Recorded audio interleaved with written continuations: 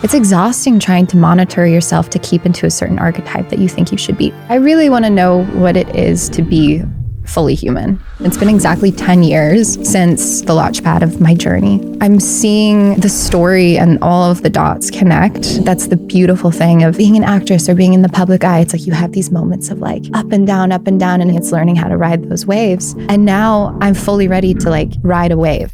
As I got older, you're kind of finding my roots again, essentially. Acting started to come back in because it demands so much more from you. It's all psychological and it's also very spiritual. So the better actor I become, the better person I become. What's one thing that you think people would be really surprised to know about you?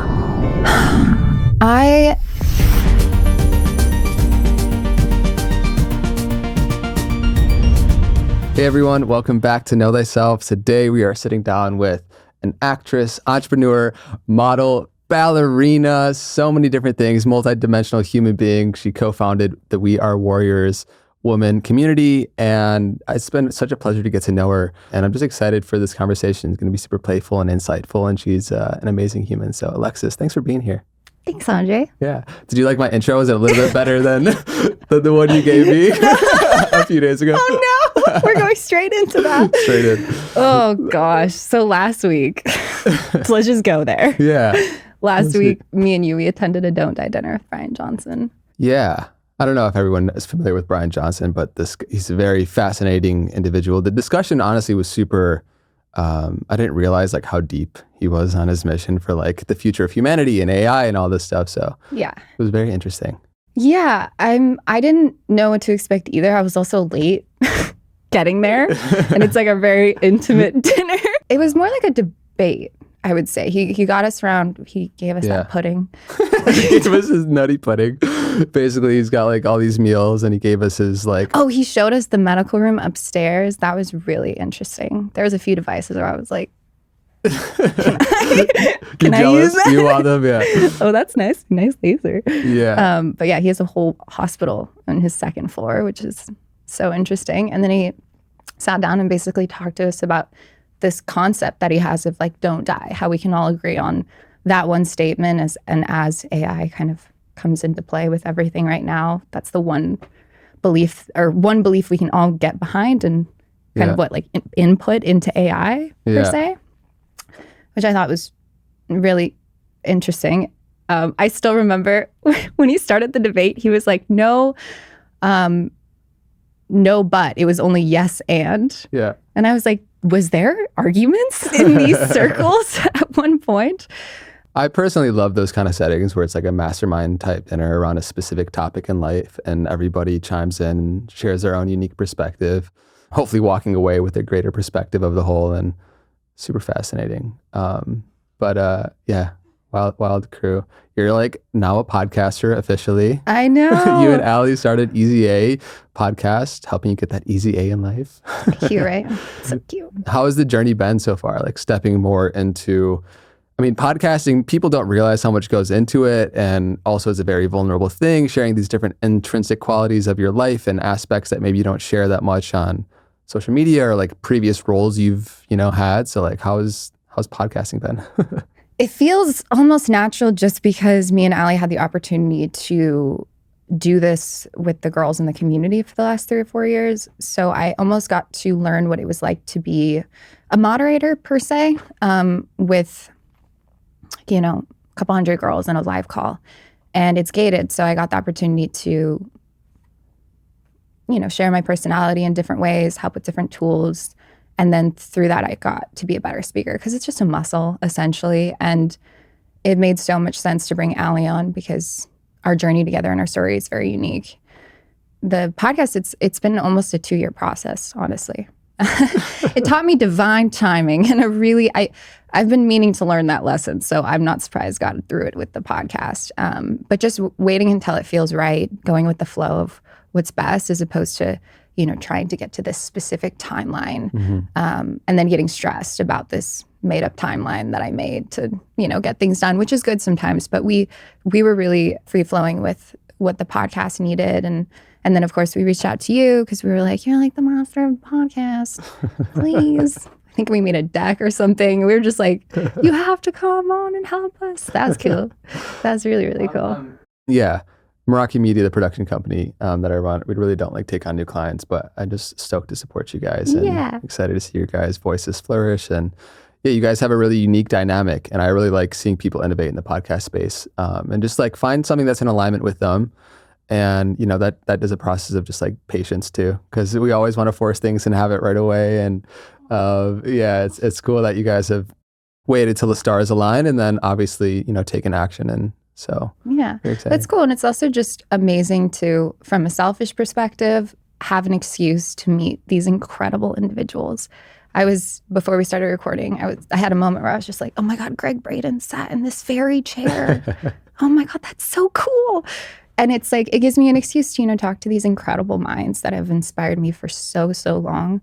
And then also sharing that wisdom and education, you know, through the perspective of like a feminine voice is really nice, I think, too, because I personally, I love like the Joe Rogan podcast, and personally I love Duncan Trussell and Joe Rogan's duo mentality, and I just chaos. Yeah, just controlled chaos in the best way. You know, how they dress up randomly, and anytime there's a new episode of them, I just get so excited. And I really felt like that's, you know, me and Allie could kind of be the feminine version of that, and because we geek out on so many different topics. And we personally want to learn. So it's kind of like everyone, you know, the podcast in itself is me and Allie going on this journey with the viewers to, you know, learn all of, you know, different subjects too, which was also kind of hard because when you guys were like, what genre? I was like, oh no, not a box. Not a box. Not a Resist box. those. But yeah, we naturally kind of lean towards the spiritual health world. And we haven't seen, you know, women kind of take on it from this perspective and kind of like fun and sexy and having a good time with it. So I think it's definitely a niche that I'm excited to fill. Yeah. It's definitely a journey though, because I'm sure you know, because you've had so many guests on here and you've had so many different types of characters. It's always new. Every single guest, you don't know. You can brace yourself and you compare all you want.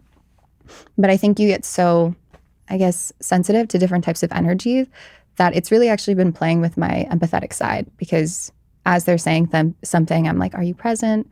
Okay, they're sweating, they need water, maybe they need a break. Like I'm just so present with them, which is really nice. Yeah. No, it's a practice in empathy and feeling into your guests. And I love the moments where you're surprised by something, you know, because you can always come in with preparation and like have an idea for the direction you want to go in the conversation. And then, you know, those vulnerable moments where it's a surprise, and both for you and sometimes the guest too, is like, those are the moments that I think are really exciting. And it's a cool cross section in like what you guys are doing in many different podcasts are like keeping things entertaining and also educational. Yeah. Edutainment is the word that you can use to describe it. It's like, exactly. And keeping it light, because I think especially in like self-help educational type podcasts, it can get very serious very quickly. And it's just really important to keep the cosmic joke of this all in our forefront of our mind too. So how are you?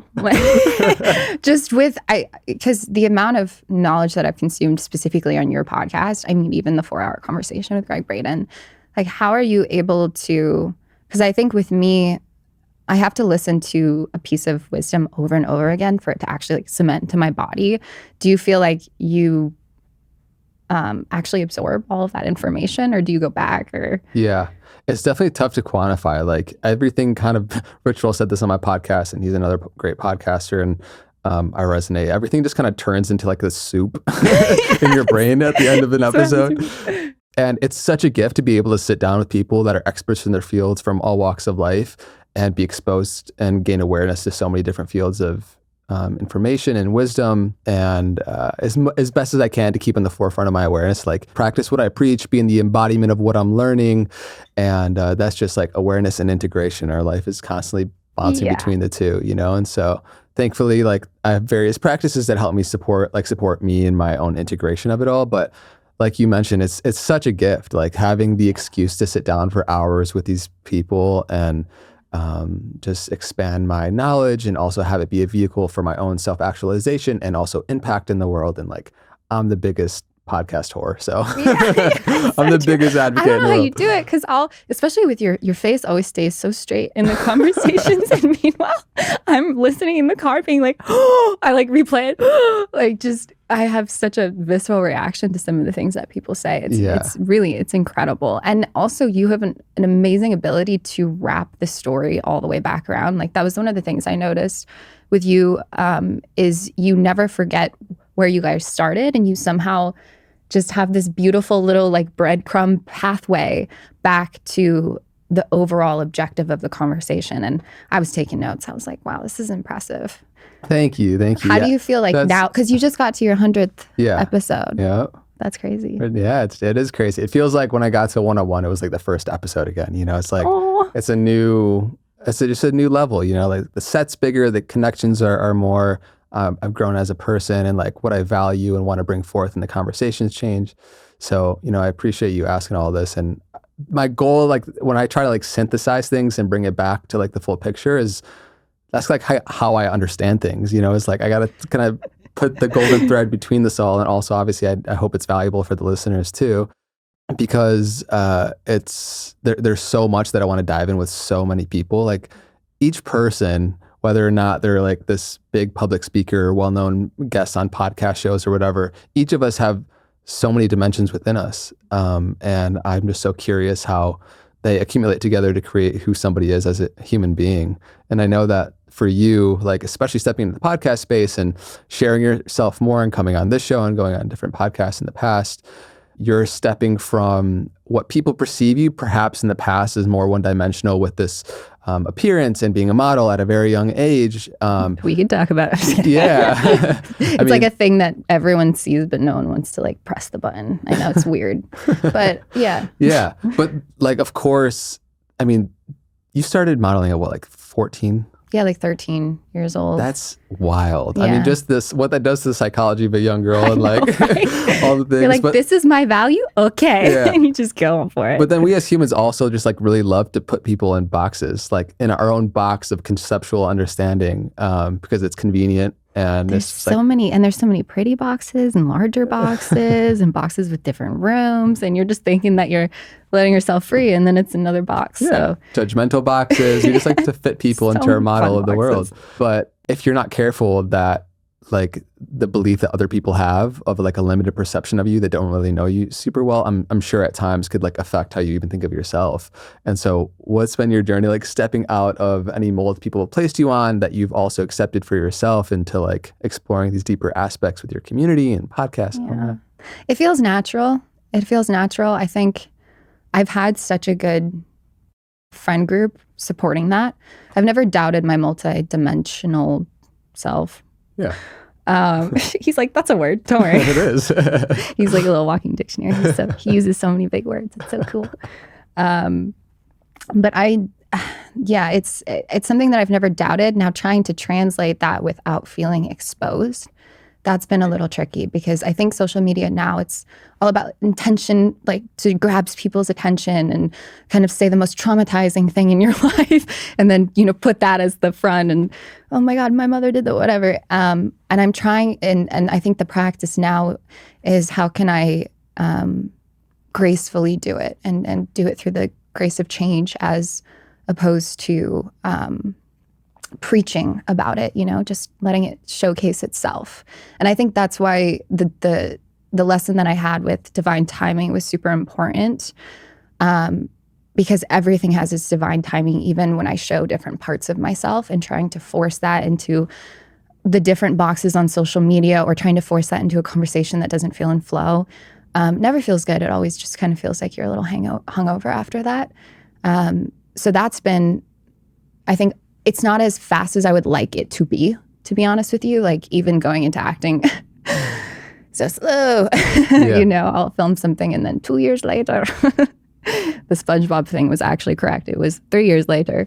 And then, so that's like, just everything's a lot slower, but at the same time, I appreciate it because social media is so fast paced that I almost like all of the different avenues that I'm taking that are taking a little bit longer, because I think especially as females, we have this, there's a clock and it's ticking down, that feeling of just, oh no, our value is, dissipating, whether we're getting older or, whatever it is. And I've really challenged that in my own mind recently, and just keep telling myself I have such a long life and there's no rush to get it done. And as long as I follow that little inkling of curiosity somewhere and keep my hobbies, the things that bring me joy when, maybe other things in my career aren't going as fast as I would like to, keep them to the forefront.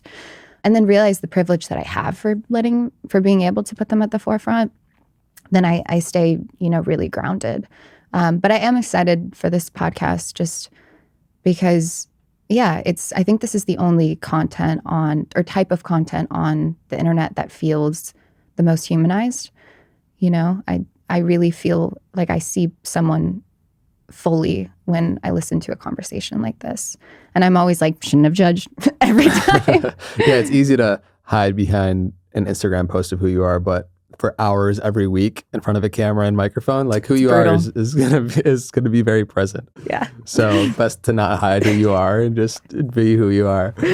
But I'm curious to like rewind a little bit and just go back. Starting out, how did you even get discovered for modeling at such a young age, and what was that like? For modeling, it technically started on Tumblr. So, were you a Tumblr? I remember it. I love Tumblr. I still am on Tumblr. Yeah. No, it was Tumblr because back in the day, it was really just about creating that like vision board on your page. It's very pure, still pure to this day. And just some photos of me went viral, very viral, and then through that, I just got scouted like really quickly. So 13, I got scouted. And then 14, moved to Japan, lived in Japan for 6 months, modeled there. That was really cool because that was over 10 years ago. So, the tourism wasn't, very accommodating to anyone that spoke English. So I had to learn kind of, but I think that was a gift because I was able to speak through energy. My friend Melissa, who's an amazing photographer, you worked with her recently, we actually bonded off of energy first as opposed to, because she wasn't very good at English. This was like 4 or 5 years ago. So we kind of did similar things where I just made my energy super loving and apparent. So even if I didn't understand someone, there was an innate trust that they had with me.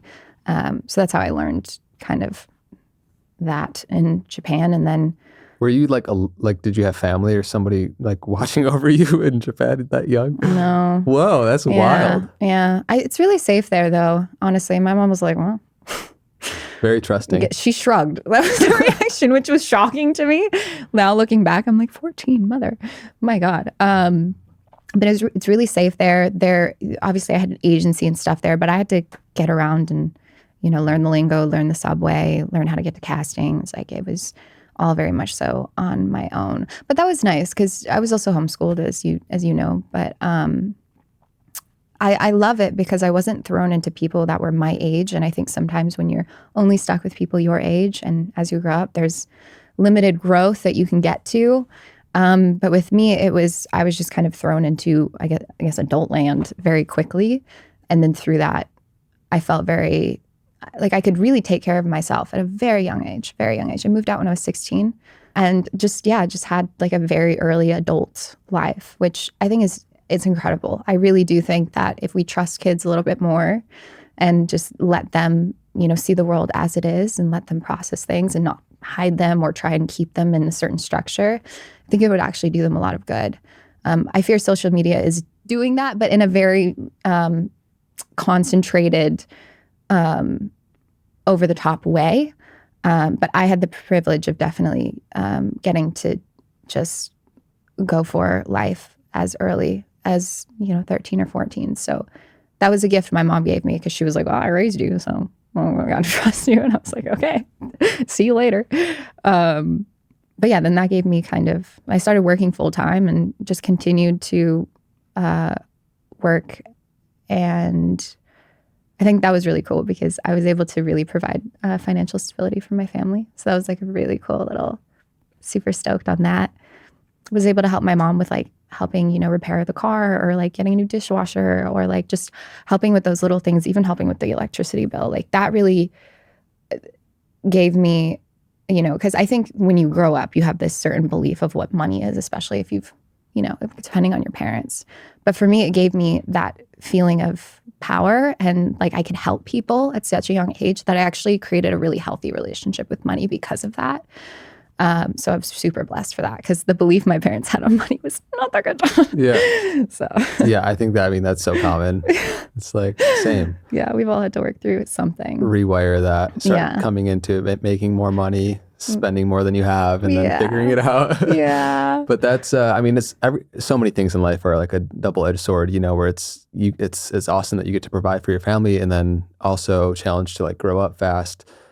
But also you're still developing as a kid at that age. And I'm just curious what maybe even you think that does to the psychology of a girl who's predominantly rewarded for her externality and appearance. And like, have you thought of what that uniquely provided for you as a challenge? It boosted my ego a lot because I was so proud to be an adult when I was still a child that I almost I didn't get to have some of the childhood that now as an adult, and having so much empathy for the little girl, I would have been like, no, go play, like go be young.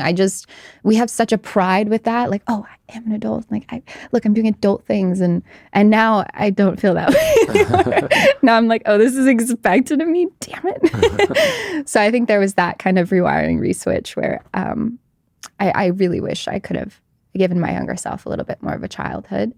I was lucky because I was homeschooled, and so therefore the psychology factor didn't hit me as hard as maybe someone who would have gone to public school and already had kind of that competitive, labeling hierarchy nature. I was really accepting of myself from a very young age because I was just with my sisters and my mom, and so there was no reason for me to, fragment certain parts of myself to fit in. It was actually a little bit later when I was like 18 or 19 that I kind of went down that trajectory because that's when, 17, 18, 19 was when, social media really blew up for me. And that was when I lost all of these beautiful little, pieces that my mom gave me in order to help ground myself into who I was and not take everyone's word for my worth. So it's been a kind of journey back to it, but honestly, like any 19, 20-year-old girl, Yeah, you're going to go like this no matter what happens in your life. It slows down and it calms down around 24, 25. Thank God. But yeah, that was a little bit of a whirlwind, a little bit. Yeah. Social media is another very interesting dynamic. We're not meant to have the opinions of, let alone 1,000 people, but millions of people at the ready access to our perception. What's crazy too is now Instagram is monitoring like which type of comments you see. Like if you go on a photo and look at comments, you're going to see a different set of comments than I'm going to see based on our like choices on social media, which is terrifying because if you're, drawn to, liking, let's say, spread hate, you're only going to see a hate. So that's going to fuel you to want to comment as well. So it's my goodness gracious. Yeah, such a gift and such a challenge, like without it, we don't get to do what we get to do and impact who we get to impact. And at the same time, if we're not mindful, it's just like, just got to be mindful to use it as a force for good. Yeah. And also just make sure that, you have your own thing going on. Cause I think that's what's specifically with social media is you can't just wait until these brands, hopefully someday use you. You got to make your own things and everyone can become like a business owner in their own right. So that's what I wish for, people that are listening to this that are trying to get on social media in any way, whether it's, to be a YouTuber, a TikToker, or influencer. It's like, make sure there is some sort of like a business game plan that you have, not just like hoping that brands will, throw money at you because it never feels secure. It always feels very tricky and kind of scary because then you're so afraid to be yourself because you feel like you have to monitor everything in order to be aligned with, certain brands or you have contracts. It's just, it takes away the excitement that social media really does for us. That is give us the freedom to, show ourselves in the way we'd like to. I've been seeing that a lot with my friends. I think social is it's such a mirror for life in general. And it's a choice of if you want to be just a consumer or if you want to be a creator. And are you a watcher or a player? Are you a watcher or a player? That tripped me out. I was like, oh no. Yeah. You want to be a player character or an NPC? You know, it's like, and there are things that pull us into the slumber of unconsciousness and just like walk through life and just be a cog in the economic machine. Yeah. And thankfully, I think many people are waking up to reclaiming their sovereignty. Yeah, I really want to know what it is to be fully human. And I think that's what like Greg Braden's, conversation with you was just this idea of like, we don't even know what it means to be human. We truly don't. And now we have all of these other things that are, getting us really exciting because it's convenience, it's quick, it's, information at our fingertips. But we have a world inside of us that we literally haven't even tapped into. Yeah. Okay. So now transitioning from like the psychology of what happens when millions of people are perceiving you through social media is its own beast to deal with. But then you have this like powerful gift to use, which is influence, and the ability to impact millions of people. And so like, as you started to transition and starting to, wield that, I guess, more wisely, starting your community, eventually doing different things, when did acting come into the picture? And how have you always had the desire to explore that or no? Is it more? No. No. I always laughed because I still remember I had a friend, we were in Whole Foods, we were just walking, and he was like, you should try acting. And I was like, fuck no. Because I had such a visceral, like, absolutely not. I think it was because I'm from Los Angeles, so there's just a level of Everyone wants that. Yeah, and it just didn't feel personal whatsoever to me. I didn't feel attached to it in any way. But then as I got older, naturally diving into self-discovery, spirituality, kind of finding my roots again, essentially, coming back to when my mother taught me and all of these things that, were me and really bringing me back. That's when acting started to come back in because it demands so much more from you than per se modeling or even social media. Because it's all psychological and it's also very spiritual. And I do think that when you enter the acting field, the roles have already been chosen for you spiritually, right? Because if time doesn't exist, it's all happening at once, right? Essentially, it's already all been chosen. So then your job is to follow what feels aligned so that you can line up with the character at the right time. So then when that audition comes, like I've had some crazy cathartic experiences where I happen to have an audition and the exact thing that the audition is, I went through the day before, ended up booking the role. Like it was all very, very spiritual. And also, I think we all chase that feeling of forgetting time. At least I do, whether it's conversation or dance or whatever it is. I need to just, finally forget and to remember. Ooh. And when I booked my first, or it was my second, I was still testing it out for a while. It was 2019, I'd booked my first smaller movie and it got pushed back and canceled because of COVID. And then I came back and booked another TV show and we went straight into it. And I was still testing the waters with acting and really like loving the idea of it, but I hadn't really felt that magic with it yet. And we were rushing on one day of the shoot days, and we had about like 5 or 6 scenes, which is unheard of. Usually you do like 2. And they were like, we just don't have time. We need to get it done all in one day. I luckily I like over prepare. So I had already memorized the entire, like all of it. So I was just like, okay.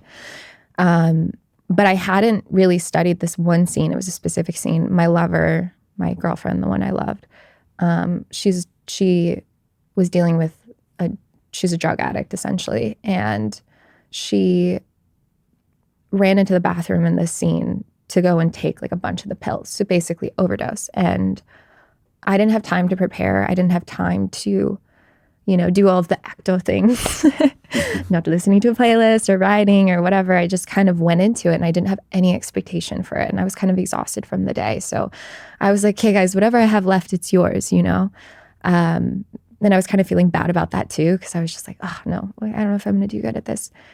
And I had the craziest cathartic experience of my life.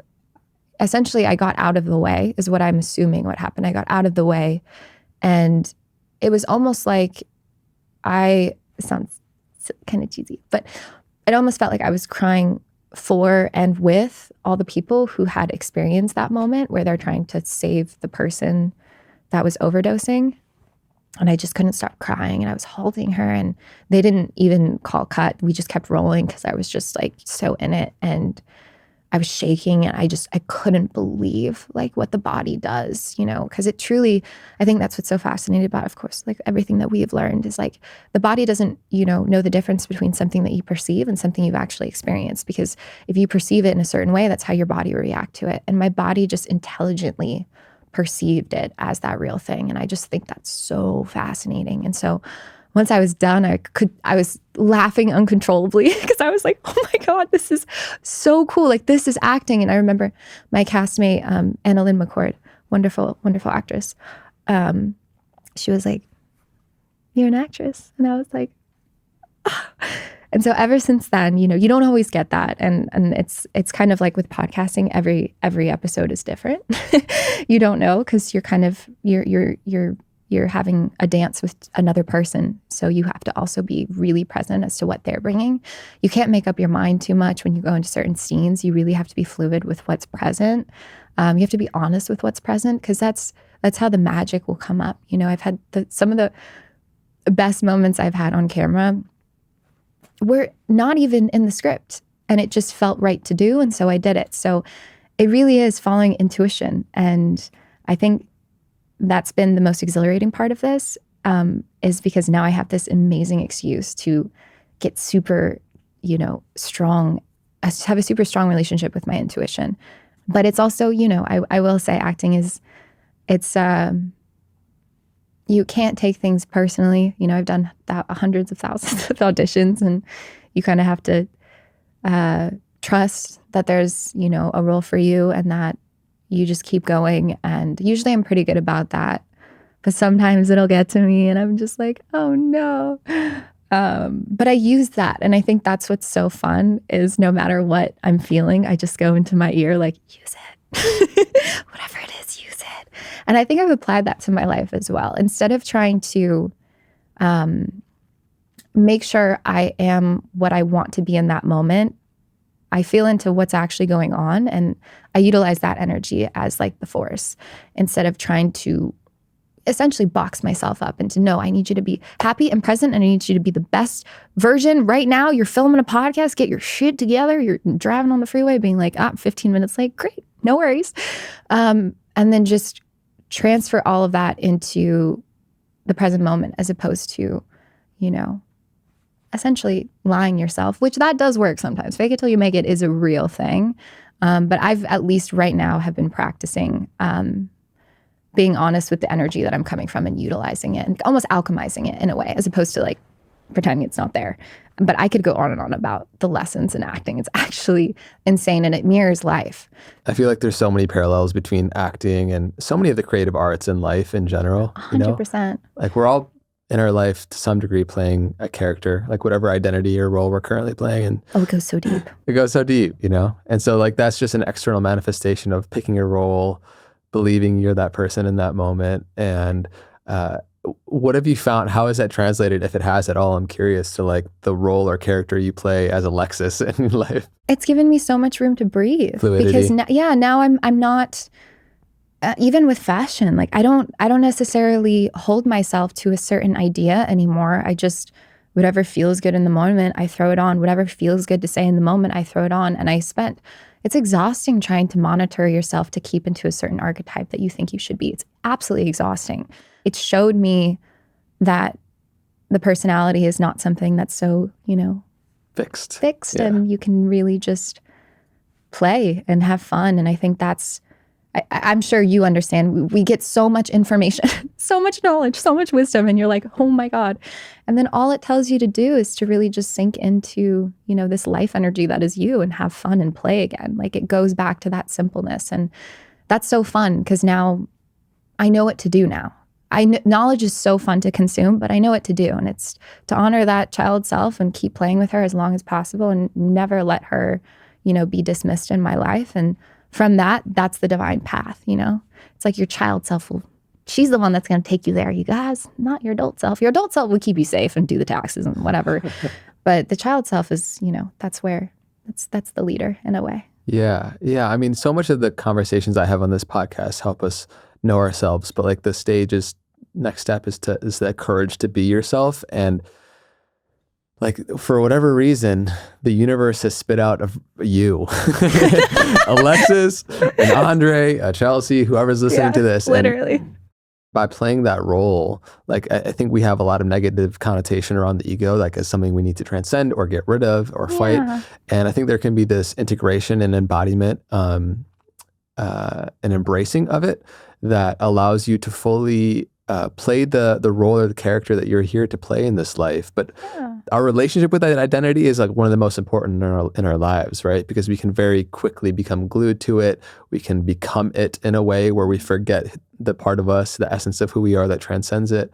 But life in some way is gaining more data by the uniqueness of your existence and how it shows up, and trusting that. And some of my closest friends, people that I love and hold dearly the most, are some of my artist friends, because of how authentic they are to their real-time experience.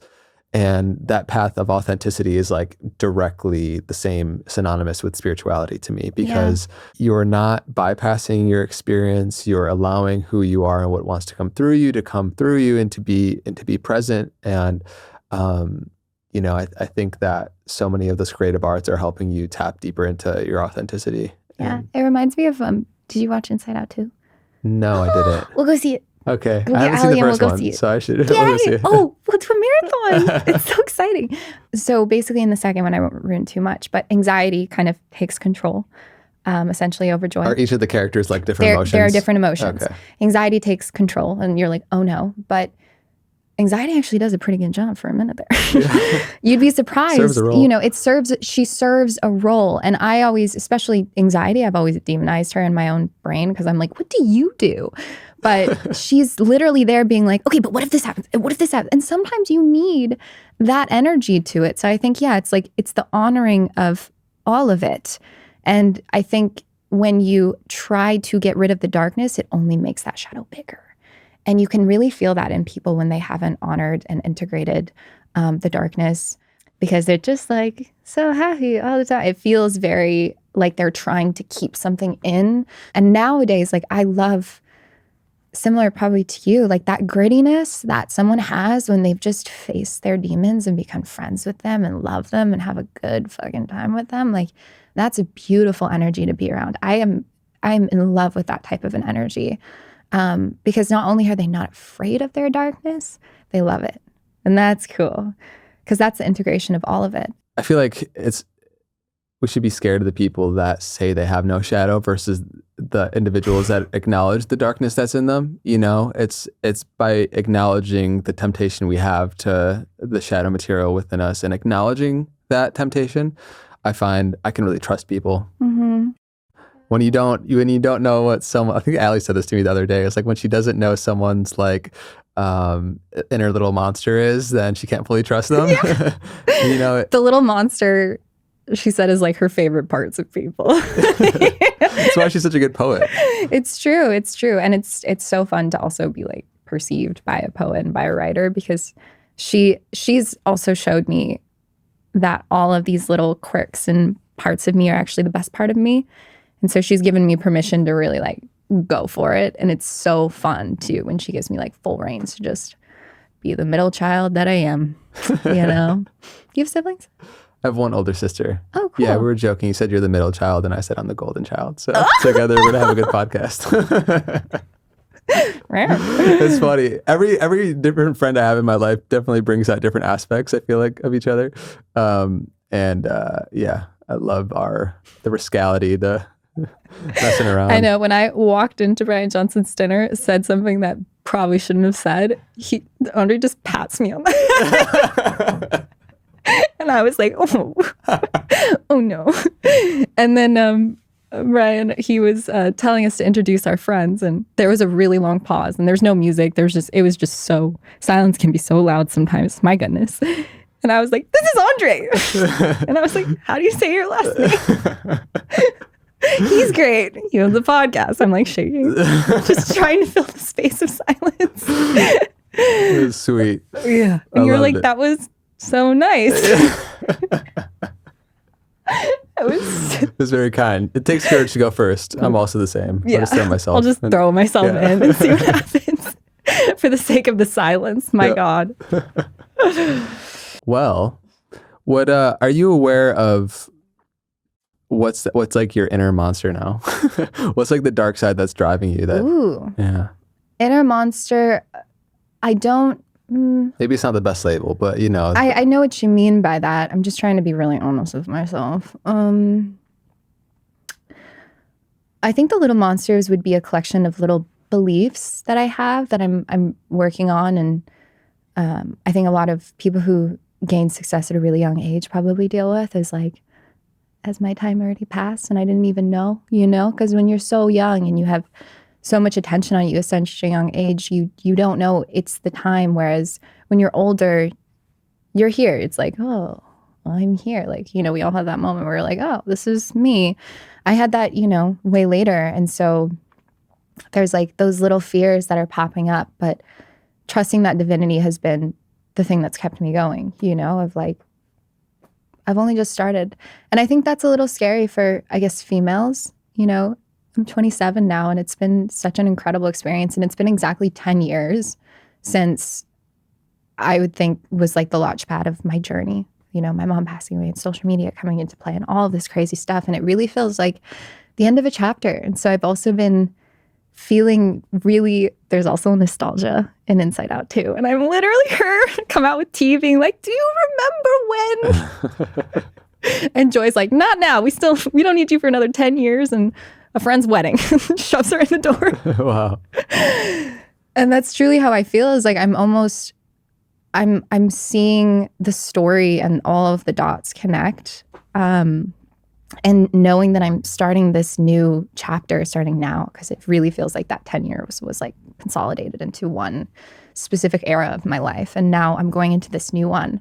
And it feels a little scary, but also really exciting. And so just trusting that and not letting anxiety take the wheel too much, and just enjoying the process, because I don't want to miss that moment again. I don't want to, you know, and obviously moments happen all the time, but I don't want to miss the joy of knowing that I'm in a moment, because I think that's the beautiful thing of, you know, being an actress or being in the public eye. It's like you have these moments of like up and down, and it's similar to surfing. It's learning how to ride those waves. But I was in such a fight or flight mode when I was younger that I didn't even know I was riding a wave. I didn't know what I was doing. I was just trying to stay alive, essentially, from a fight or flight, you know, perspective. And now I'm fully ready to like ride a wave, and I know what it is. And I'm just so much gratitude. Like even for this podcast, it's a new wave, and acting, it's a new wave, and just having the awareness that these waves are coming, it feels so exciting, because then, you know, I can really revel in it and have so much fun in it. Yeah. Yeah. Yeah. You said a lot of really profound things in there. Like one, these little dark, if you want to call them that, little monsters inside of us, the shadow material, like are actually often just a set of beliefs that we have. Yeah.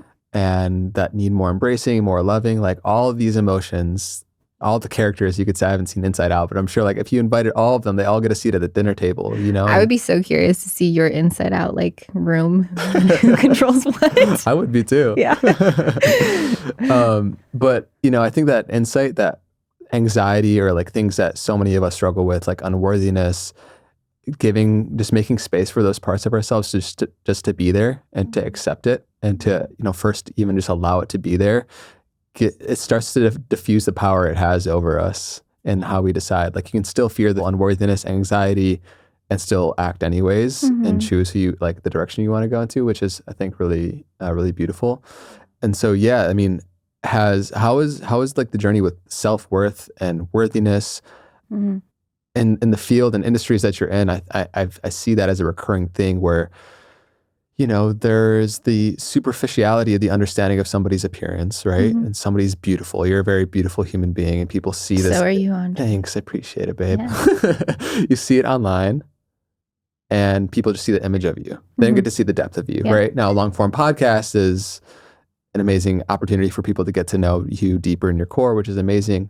But again, it's like if you go into the belief of what other people think you are and what they just see you as opposed to who you actually are in your core, then you're limiting yourself. You're not realizing the wave of life that you're riding, so to speak, you know? And so how's your journey with Just self-worth? feeling for all the people that are going through that right now. I love you guys. I don't put I have other things to put my self-worth into nowadays. So that really helps. The community, it's really been a pillar for me because I know no matter what opinion someone has of me, I've made a huge difference in these girls' lives, a huge difference. I've known a girl from 17 up until 21 years old, which is crazy, you know, years for a female specifically. And to know that they are now this light bulb that is just shining in the world and then making all of that, all of the, you know, wonderful beliefs that, you know, we can pass down and be like, no, do you want to believe this? Or what about this belief? And kind of showing them different perspectives that they can hold on to, and then telling them that, you know, who they are is actually very fluid and they can truly be whoever they want to be, and holding their hand for those years. I know the impact that I've made. And so that gives me a sense of self and security that nothing else in my life has. So that takes a lot of the weight off as far as like impact, because I think that's my main hope, is that I, you know, bring impact or entertainment. I think with social media, I love it now because not that I've changed anything that I've done on social media, but I now look at it from the perspective of 12-year-old Alexis, who loves to play dress up and would create, she was homeschooled, didn't go anywhere. She would create outfits on her bed every day to like wear and style. And she would do her hair. She would have her little sister take photos of her. Like, this comes from a very pure place in my heart. And I didn't see that because I was believing everyone else's opinions of like, oh, this is all she cares about. This is whatever. And I think that took the majority of the weight off of it, because now I do it in honor of that girl, not necessarily because that's where I think my value is. And that's so cool because then I can revel in the creativity of it, you know, photo shoots and brands and fashion. Like, it really is something I've always deeply enjoyed. I've always felt guilty for enjoying it because I feel like it clashes with all of these other beliefs that I've had. So I fought with myself for a really long time until I understood why I loved it. And so I think, you know, anyone listening to this may be feeling guilty about loving certain things, like try to go backwards in time to see when it sparked your curiosity, and you'll kind of see that it comes from a very pure place, and you don't necessarily need to change anything that you're doing. You just need to understand your why, so it comes from that place truly, and the intention is clear. And then you won't feel as unsturdy, and you'll be able to deal with being in the public eye without it really affecting you on that level. And then also, I've really stepped away from sharing my personal life on social media. I think that helped a lot. There's a difference between sharing beautiful things and sharing, you know, personal things. I think it's gotten, it makes me a little nervous sometimes to see what people will share to get, you know, views. It scares me for their, you know, mental health and for kind of the state of the world, because they will sacrifice the most personal details of their lives to get something out of social media. And for me, I've completely backed off of that. And it feels really good, because I think there's a very fine line between, you know, sharing who you are and exposing who you are. And I think that's been actually what the podcast has taught me a lot, because I don't want people to feel as though they don't know me, but I also don't want anyone in business that I don't deem, you know, they're worthy of knowing. So finding that in between within fame has been really cool. I've actually talked to a couple of my guests because, you know, they're public speakers, and I'm sure, you know, like kind of setting that boundary, because it's true. Like, when someone tells you a really personal story and how they got to this conclusion, you know, you feel it in your heart and you're like, thank you so much for sharing that, because it touched me on a deeper level. And now the lesson impacts me more. So I want to do those things, but I also don't want to feel as though I have a vulnerability hangover every time I want to share something. And so I think that's what I definitely wish for people right now, is to kind of set that boundary with themselves so that they don't cross it, because it feels really not good to cross it. Because when you don't know what you're looking for and you hit that vulnerability boundary, it's just like, ugh, you know? And I have, of course, there's things on the internet where I'm like, why? But those whys taught me my boundaries. And so, yeah, I just choosing that privacy and the sacredness of my life over views or clicks has also given me a sense of self-worth, because I'm like, you truly don't know me. If I was vlogging and sharing everything about my life, I'd be like, well, maybe you know me. that you know, it opens up to so many opinions. Also, you at 16, 19, 21, you don't even know you. So it's like whatever people are saying online, like you're still in the process of discovery. And that's why I'm so nervous for this generation growing up. I mean, I know Gen Z, and what's the next one after even Gen Z? I don't know, Alpha but like again? even just like the 13, 14-year-old girls that I'm, you know, I have friends who have daughters, and I'm just like, oh no. Well, one thing that's really is going to be continued to be really supportive for them is people who they admire, who they look up to, who are examples of beauty and intelligence, sharing what they value and giving them a real role model to look up to that has the, you know, externality or the success they might find attractive on the outside, but then also the inner qualities and things for people to not just identify themselves as, you know, we tend to do in the West, with guys being valued more so for their success and women their What do you mean you don't have an empire? My goodness. You should get one right now. You're 5 years late. So yeah, I'm just curious how your perception of beauty has expanded. I mean, do you ever just meet those people that just, specifically I'm speaking about like the motherly feminine, like beautiful energy where they touch you and your head vibrates and you're like, whoa. That's for me the beauty energetically that I'm striving for me personally, because one, you know, when you love an energy so much, it's usually because it's supposed to be a part of you, and it's something that maybe you're just, you know, bringing into your life right now. And that's also something that's really cool, because whenever you fall in love with something, or even you get envious of something, it's showing what you care and what you love about. So it's like a pathway essentially that you can follow. So I think I'm focusing more, when I think of beauty, I'm focusing more on the energetic perspective of that, because this will only get you so far, you know. And a lot of my friends who are models, I had this one particular friend, and she was like, you know, it opens a lot of doors, but usually it's just to cliff edges. And I'm like, you know, it's true, because it'll get you in the door, but at what cost? And also, you know, there's a level of there's not the respect that you would want there. So it's an amazing little tool. I consider it the cherry on the top of the ice cream, but you know, there's so much more to it. And focusing on that energetic beauty is truly, it will make your physical appearance more beautiful, because it's how we regulate our emotions. Like our energetic it's everything. It's literally everything. It's how we regulate our minerals in our bodies. You know, when I finally started to focus on enjoying myself and enjoying my time with myself, everything started to fall into place. Like all the things I was trying so hard to fix or to morph or to box in, it just fell into place naturally. Was like your connection with Allie, probably your mom, also some other individuals that like started to pivot your search from like the world externally to like your internal reality? She was like, do you want to look at this yet, Allie? And I was like, no. And then I'd just leave for another couple months. Allie, but for those that don't know, Allie Michelle, we've had her on the podcast in the first 10 episodes, so go check that out. It's awesome. She's incredible. Soul sister. Literally. Got her tatted up on she's your like forearm. Probably dying watching this right now. But yeah, no, she, you know, your body, and this is like why I talk about health so much, because your body is going to be the one to stop you if you don't stop.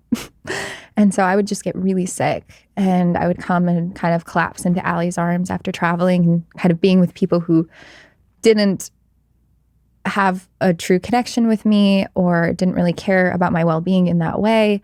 And so I was so scared of being human around the people I was with back then. And Allie, you know, I'd come crash in her apartment and she'd be like, you want to talk about it? And I'd be like, no. And I'd just cry. She'd stitch me back up energetically and I'd head out. And I did that for about 2 years before I got really sick. And then she was like, we need to actually, she said something really intense. She was like, you're going down the same path as your mother. And I was like, and then I was like, okay, done. Like, I'm not doing that. I'm not, repeating a pattern. And so really focused on my well-being and had to kind of choose that over some opportunities that I felt like I was having so much FOMO. My friend group at that time were just like, bye, see you. They didn't care. And so I had to really kind of sit with myself in those times and then really work on my health, because I realized how much I was damaging it from just either my mental state that was happening or just the fact that I so was trying not to be human in any capacity. Like, never wanted to be bloated, never wanted to ever, I was always on the camera at that age. So it's just like your body's just gonna like scream at you at some point. So that's what happened. But then, that's what gave me such a deep understanding for like the connection, truly like having that life experience. I love it. I don't know if this ever happens to you, probably does, where you're like talking about something you learned from a past life experience and someone's like, have you read the book so-and-so? And I'm like, no, I came up with that all on my own, but I'm so happy there's a book written about it. That's great. Yeah. I mean, yeah, the knowledge and wisdom earned by experience just holds so much more weight than the books. I know, that's what I'm trying to do right now, is like have 3 really good books, read those over and over again, because it usually has all of the reminders I need, and then utilize anything in my life right now that's going on as some sort of like a pathway for a lesson. Yeah, as an opportunity to like practice it. Yeah, here's something that I've been doing recently, and people should start doing this. Actual practical tip right here. The second you're triggered in any conversation, you don't have to close your eyes, but you have to just immediately go into your heart and you imagine where that stemmed from as a child, like why, whatever. Like, for instance, I'll give an example. On my car, it has a hole in the tire, and this is the second time that it's happened, and it's so annoying because I'm like, what's wrong with my driveway? Why is there always, how do I keep getting a flat tire? I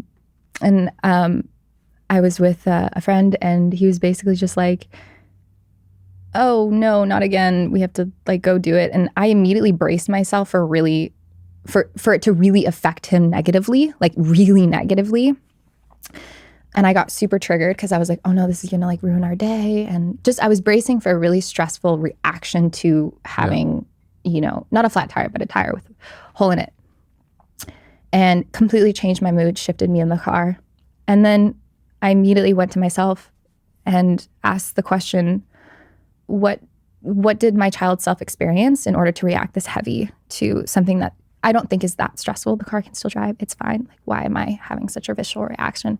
And I realized it's because I lived in a household where any small stressor would like throw my family into like a spiral. My family there was just so much buildup of stress in the family that one thing went wrong, it exploded. And so now anytime that something minor happens, I brace myself for impact because I had such a chaotic, stressful, reactive family when I was younger. And I never put the two together until I asked myself, like, where is this coming from, child self? And then I just simply was like, it works. You can roll your eyes, it works. Held my shoulders, rubbed them, and I was like, it's okay. It's not your fault that, you were in a really stressful environment. It's not a reflection of this environment. You can let it go. You're safe. You're fine. Literally completely erased the fuse, the trigger fuse. So that was really cool. So I've started to do that, but you have to do it in the exact moment you get triggered, which it's not fun to do that because you think it's something wrong with the conversation instead of you. That's incredible. And I'm also picturing you holding yourself as you're like flat tire comes in, you're like, it's fine. We'll just fill it up with air. You're fine. But it's true, like catching those triggers in the exact moment, using it as almost like a Christmas light, trail and finding the root and then holding that version of yourself has been the most proactive healing I've done recently. There's a lot of different ways to do it, but catching it when it happens is the hardest part because you have a lot of resistance to it. Yeah, someone triggers you. Those triggers really do teach us so much about where we're at a baseline level, just not okay with what is. And I feel that there's actually nothing inherently stressful. And that might be a big concept for people to digest because there's a lot of examples where things appear stressful in our life. But in actuality, there's just like the physics of whatever's happening. And you could say it detaches you from the human experience or whatever, but like just looking at it objectively, things are happening. They're happening exactly the way they are. And there is so much conditioning around our reactivity to life. Like it's so normalized to just be reacting to whatever stimulus comes in, negatively or positively, you know? And I think that just kind of sets us up for a lot of accumulation of stress and not being able to, like you said, give yourself the space to respond to what's actually happening and to not, it's not that serious, you know? No, like I just think you're of fine. us as these like little ants stressing over our like taxes in this moment where we zoom out and we're like oh no. this spinning mud ball in the I endless know. galaxy, you know? I know, but we have like thousands of these little breadcrumbs of traumatic events. And what's super, I said this earlier, but your body can't decipher if you interpreted an event as traumatic, your body will respond to it as traumatic. It doesn't matter if it was quote unquote traumatic, you know, if other people were like, oh yes, that's traumatic. I agree, that's traumatic. It doesn't matter if people agree if that was or wasn't. If your cells believe that was a traumatic event and you perceived it as one, it is. And so you also, not only do you have the quote unquote traumatic events of your life that anyone will be like, okay, yeah, that's a traumatic event. You also have just moments where you perceived it as traumatic, and that's embedded into your cells as well. Which, because then you're like, oh my God, there's thousands of them. My God, Yeah. because we perceive so much as, you know, fight or flight, traumatic, whatever. But that's what's so cool about the triggers, because those are your pathways into understanding where they are and how to, you know, release them essentially. So I look at them as, pathways instead of, well, I try to, but sometimes, you know. Yeah, we gotta just do our best. It's still human. Yeah, Gabor Mate says that trauma is not what happens to you, but what happens within you. Yeah. You know, because two children, and I've seen this, you know, can experience what people would say is maybe a traumatic experience, but they perceive it completely differently, and that puts them on two completely different life paths. You know, two twins could have completely different, you know, and do have completely different inner experiences of life because of how they responded to some sort of stimulus happening earlier on. And I think that just invites so much compassion to like all of the like the reaction that we see on a large scale, but like also on an individual level with the people in our lives and our friends, that there is this conditioning that they are inhabiting the victim mindset and perspective for whatever reason of their life, and to like just to like look at people as phenomena a little bit more, and to just create some space from judging what somebody's going through, because that's real for them at the same time. So no, it's very real. Yeah. It's very real for people. I had a lot of empathy for myself when I realized that, oh, there's probably so many events that I invalidated because my adult brain is like, that wasn't traumatic. You're fine. Even though my body had such a visceral reaction to it. And it's like, instead of honoring that, I just invalidated it. And that's so sad, you know, and just literally honoring every single one of those moments without judgment is how you heal, truly how you heal from a physical perspective. And I think that's one of my main reasons for doing it, is like even little things like, oh, I'm tired of having shoulder tension. Okay, where is that coming from? Because our bodies are the most intelligent machines on this planet. Like all of our technology is just trying to replicate what our body is.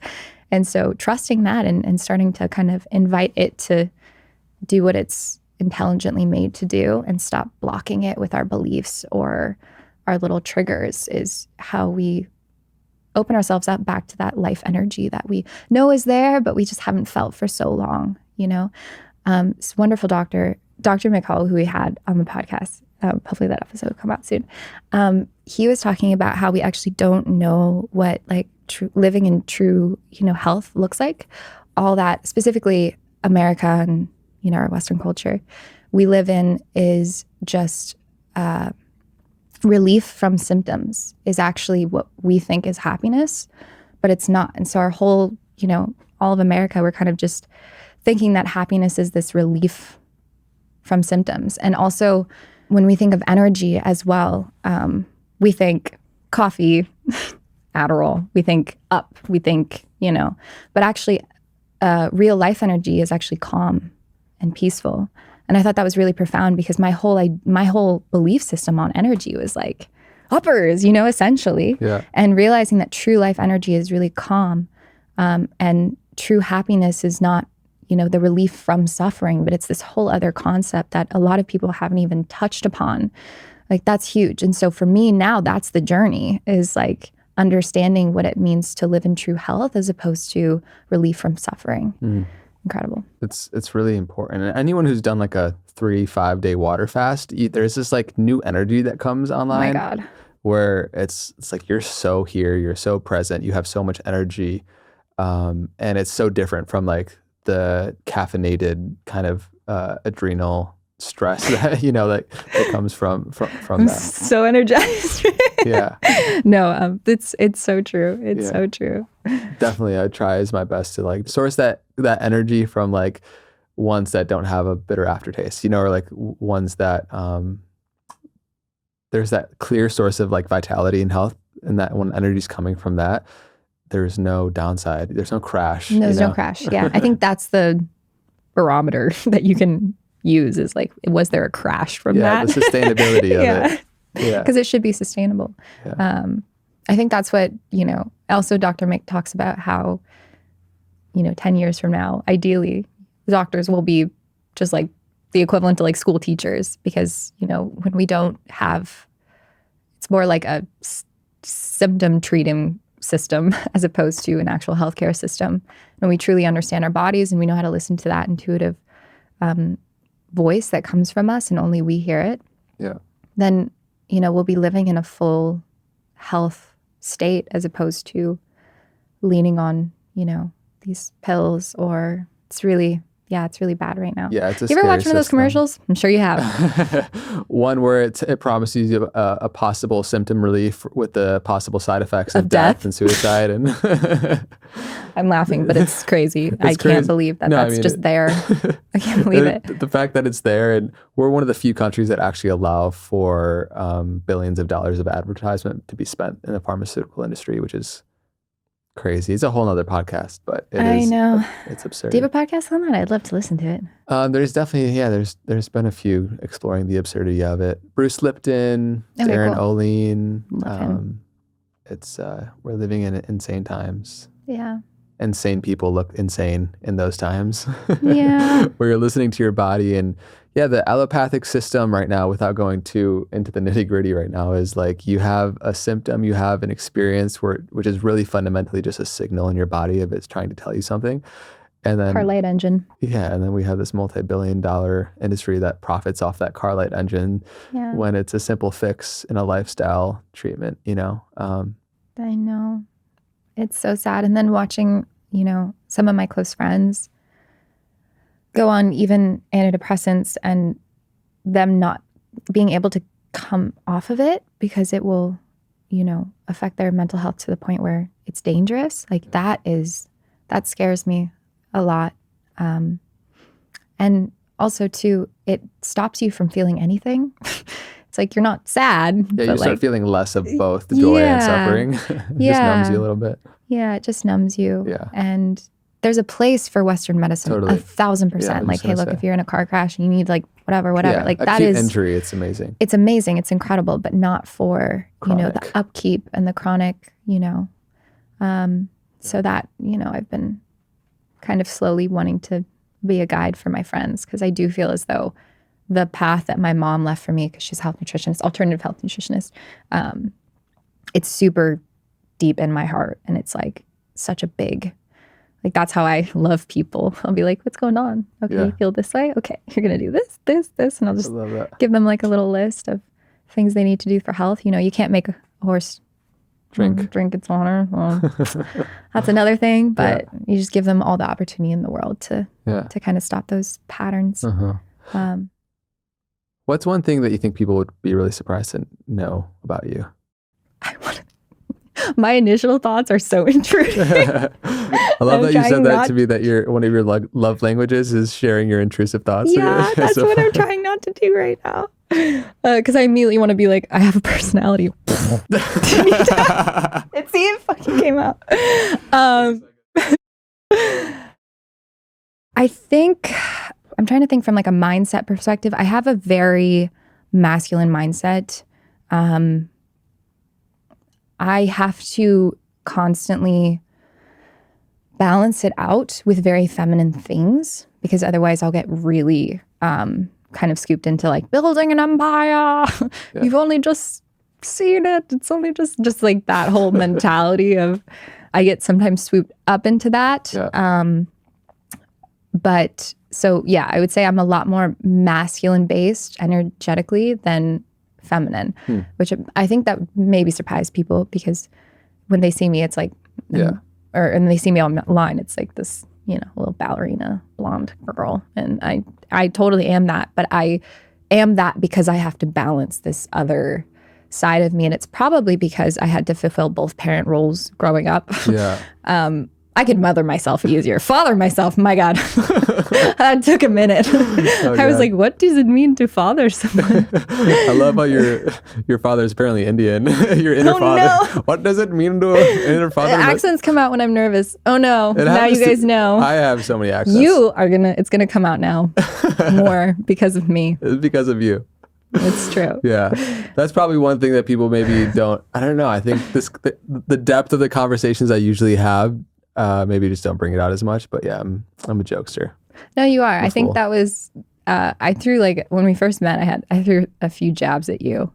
And at first you were like, am I allowed to jab her back? And then Allie was like, be my guest. And then ever since then, it's like all we do is just see who can outsmart the other one in like good old banter. Lovely little abusive. Yeah, lovingly jab at each other. No, but it's true. Like the more I love someone, the more I show that little monster. And I think it goes for a lot of people, but yeah, I middle child, I can go at it. I think we also both subtly enjoy the how Allie gets a little uncomfortable around it. Oh, I love that. I revel in that. My personality is because of seeing her and it's like, I know what I'm doing too. And this is like, when I say we're sisters, I mean it, because I will watch her get so triggered and I will keep going, knowing that she wants to crawl into a hole. But and I think that's where that little boy masculine energy comes in, is I just like the reaction. I just want to press the button. I just want to see what will happen. And sometimes it goes too far. But a lot of the times, it's a great story. So, and I think that's what I'm aiming for nowadays is, you probably understand this. It's like you get to the depths of all knowledge and now you're like, well, I want to remember my life. I just want to look back and laugh as hard as I can and just have like the funniest moments with my friends. And maybe there's an incredible lesson that comes from it, or maybe it's just a pebble and that's fine. And it's just as fun. So like letting it be both. The paradox of life is truly like the wrestling of it all, really, is the both. Life is, God is an ultimate paradox. Life is the ultimate paradox. I mean, we're literally infinite and temporary at the same time. Like it's truly this, like we're just being pulled apart, having to juggle that. And so it comes out in different ways for different people. For me, it's just, I need to like touch upon the absurdity of things immediately so that people, maybe it's because, people have such an idea of who this type of an avatar usually is. So I like to like say something so vicious and like intense and out of pocket. So they just, any belief that they had of me just gets thrown out the window so that we can start over. I also think there's often this like hierarchy of what people think is profound, like by saying certain wise things, like you are more valuable in a given conversation or whatever. But I know you like super resonate with this too. I highly just as value play, and the non-seriousness of it. No, you need it. And the fact that it was like me, you, Allie, and then an astrophysicist and like a scientist. And I was like, I know my role here. And it's not going to be talking about the solutions for the world. Just to be the fool. I can just keep the conversation going and I can bring some levity to this situation because these are heavy topics and, I can throw different thoughts I have about it, but I'm not going to try and like, I know my, like, I know who I am. I know my role. And I think that's also what breeds a lot of anxiety when you try and like be whatever that person in front of you wants you to be. And you're just like, but now I'm going to say something I regret. I Yeah, already know. yeah. Like I just, And I get it. Like there's been many periods in my life where I've gone super existential and like very you have myopically to. focused. Yeah, it's part of the journey. You get lost in it a little bit. And then you realize you just gotta, I mean, that's why community is so powerful. And just having people to keep the levity of it all, because Yeah. it's just so easy to get overly serious with everything that's happening in the world and our desire to seek and know everything, and gotta just chill out sometimes. I And know, but it is so cool. I mean, we are talk about being at a great time right now. It is just every day yeah, new things are happening, and it's uh, truly incredible to watch it all come together. And yeah, once again, I do believe that the greater the shadow, the brighter the light is also. So as much as we're seeing light of darkness, I believe there's also that shift happening. And we need it. We really need that levity right now, because a lot of it is absurd. Like a lot of it I don't even like to talk about because it's just so absurd to me that it feels like even touching upon it will name it in a way, whether it's politics or whatever, anything. It just feels like a little, super divisive. yeah, little Hunger Games capital-ish. So it's just, you need that. And that's truly what the law of attraction is. It's not trying to change the thing, but just literally just change your focus completely. So I try to be that in the world a little bit more than trying to like preach how I think we should fix things.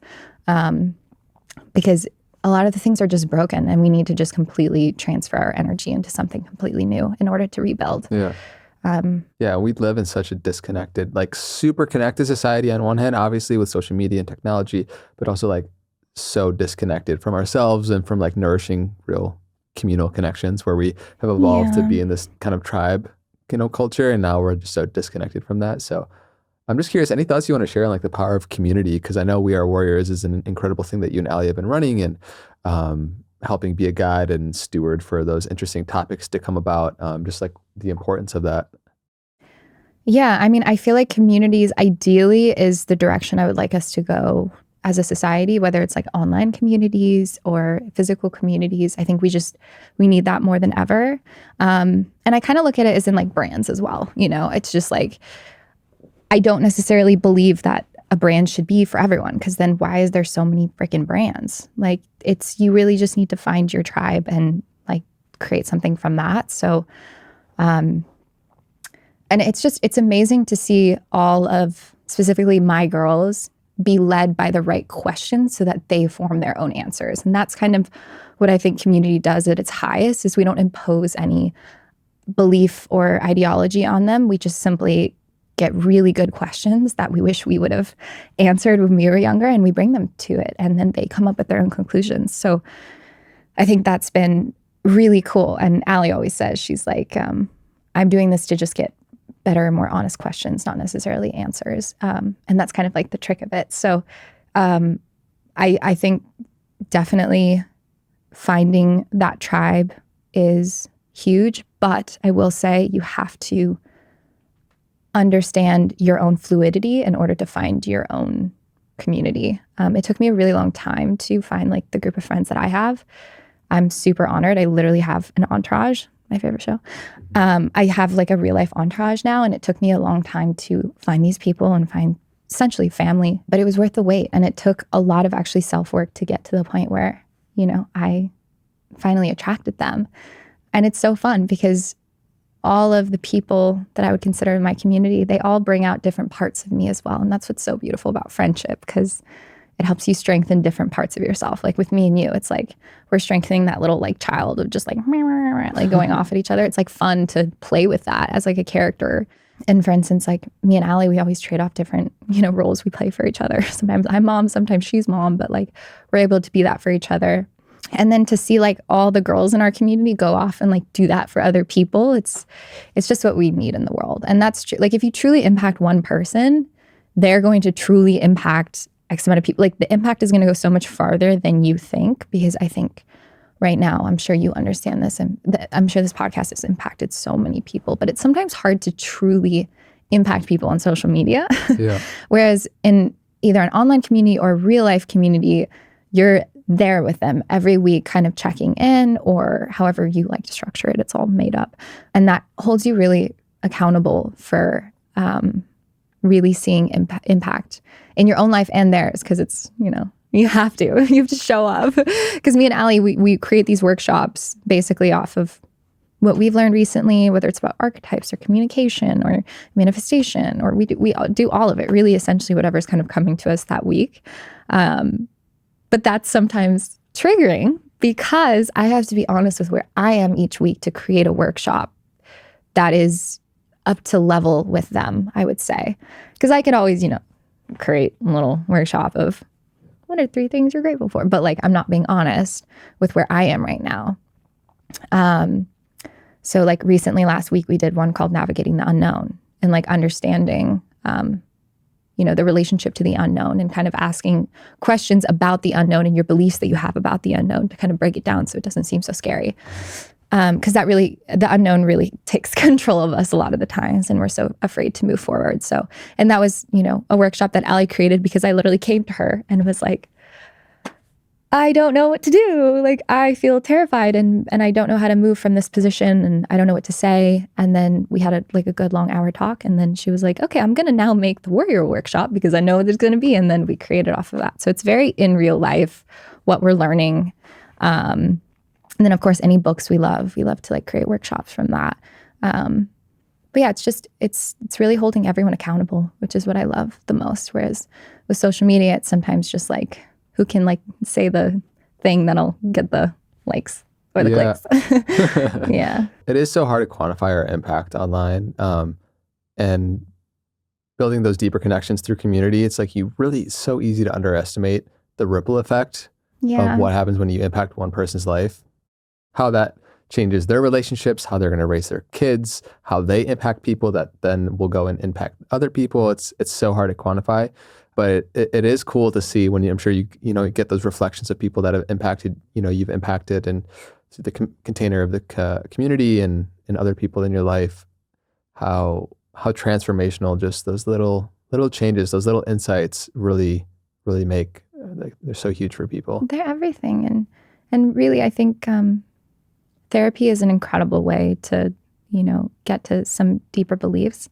But I do think that there is a level of, like, this is what our relationships are here for as well, to really like kind of get nitty and gritty with certain patterns and belief and hold each other accountable. So I will say, like, if the friend group that, whoever's listening to this, if you feel as that's not happening, then maybe that's something you should bring up to the friend group. Because I've noticed whenever I have an emotional charge, or I'm feeling triggered, or I'm, cleaning the house too much, there's something that's being not said or not brought up in the relationship that I need as a person. And that's truly, like, our relationships are the biggest reflection of our own growth, period. End of story. It is incredible to see how much I've grown through my relationships, of instead of like freezing and ghosting, walking through that uncomfortableness, and also walking through the fears with them. I'm so scared to do this to them, or I'm so scared. It's like, well, why don't you just say that to them, and let's walk that path together, and not be so afraid of, because it's not you against them. It's everyone against the problem, and we just kind of forget that sometimes. Yeah, that's really important.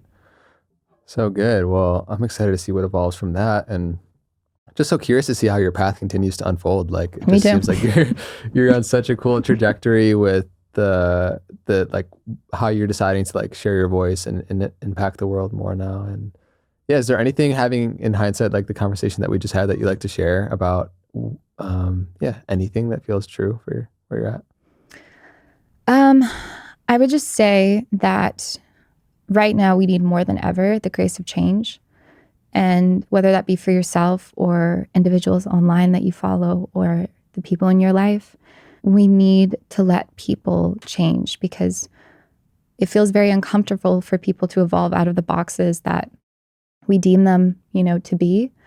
But then we give no grace for them to evolve and become the person that is meant to. And so I think we're all kind of trying to hold each other to certain things right now, and it feels a little suffocating. So at least for me in relationships, just knowing that we're ever evolving, it's always about this continual like learning about each other. And then in the world as well, just giving the grace of change to people and making sure that we're not holding people in these boxes because we need it more than ever. We need it more than ever because people change. We change. That's all we do, actually. People are like, people don't change. I'm like, that's literally like why we're here. And when we hold ourselves in these little emotional cells, there's just no way for us to evolve. So, yeah. Make space. Make space for Who someone. we're becoming. Yeah, you got to. Yeah. Because I think that's what the world's asking for right now. Yeah. We need it. Yeah. Whether it be in like micro or macro. It's really just, it's the truth. Yeah. Just moving from judgment to curiosity. Mm-hmm. Yeah. And I say this for myself. Yeah. Yeah, of course. Same. Amazing. Well, I've really thoroughly enjoyed this conversation. Yeah. This has been fun, and I'm excited. Like, I just want to bring more play into this podcast, and like. Well, then you brought on the right girl. Yeah, it was playful. It was good. I'm excited to have more diverse conversations. Last week I had my monk friend on. Fun. This week I have you on. Fun. I don't know if they're quite ends of the spectrum, but we're covering distance, so it's it's fun. I love to explore just You're gonna start having intrusive thoughts come up in the podcast, and there's gonna be moments where you throw something out. I honestly, and you're just gonna be like, "Damn it, Alexis." I pretty often already do that. I listen to them fairly frequently. Perfect. I'll watch for them. But thank you, seriously, so much gratitude, and stoked for the podcast. Which, if you just want to like share where people can find that, and things that are coming out. It's just Easy A Podcast on YouTube. And then the Instagram channel is Easy A Podcast as well. So pretty straightforward. It's going to be on my platforms. And we have some incredible guests coming on. Doctors, speakers, just pretty much anyone that fascinates me. And we'll keep it lighthearted and fun at the same time. So, yeah. Sweet. Well, again, I'm really stoked to see you and Allie's journey throughout that whole process. Woohoo! Yeah. Hello, fellow podcaster. You're a podcaster. I'm a podcaster. First ballerina podcaster, perhaps. That is probably not true, but yay, maybe. Probably not. All right, beautiful. Thank you so much, everybody that's been tuning into this episode of the Know Thyself podcast. Thanks for coming on this journey. Let us know in which ways this has been uniquely impactful for you. And until next time, be well.